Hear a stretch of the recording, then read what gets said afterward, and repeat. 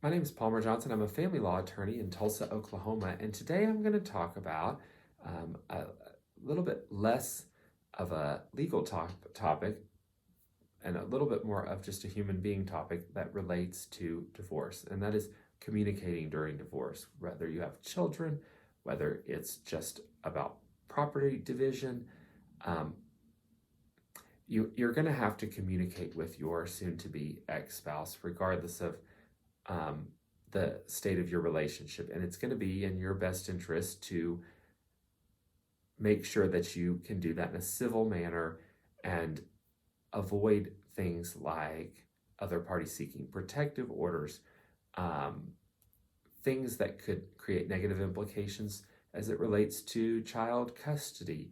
Um, all of these sort of momentary lapses or of conduct that open the door to the other party seeking those kinds of remedies from the court do nothing but put you in a defensive position. And,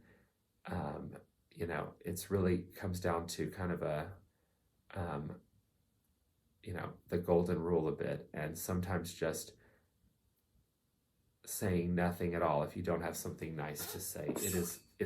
It's always going to be in your best interest to maintain a certain level of civility, and I think even more so if you have children, and really making an effort not to speak ill of the other parent in front of the children, not to try to poison the children against the other parent. It really is both parents' jobs to um, raise the children in such a way that they have love and respect for both parents, and to unfairly attempt to villainize one parent over the other in the eyes of the children is something that I think, you know, somebody may get away with it at the beginning, but really will have a day of reckoning on that. And I just can't stress the regret that you may feel for engaging in that type of behavior. And you have to remember that these kinds of cases are also um, public records, and people can go in and read about your case. And do you want all of those nasty details to be out there? I don't think you do, and I don't think that you want them out there for your children either.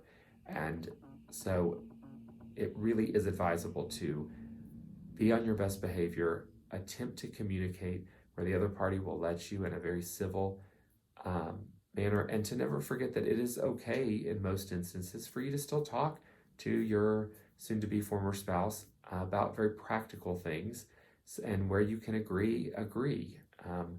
I think legal counsel can certainly help guide you, and on big things, if you've hired an attorney, you should consult with them before you make decisions. But there's nothing that prevents you from communicating with your soon-to-be former spouse about the issues that are still affecting your life. And I think it's important not to lose sight of that, just because you're temporarily very upset or emotional about something. So always communicate.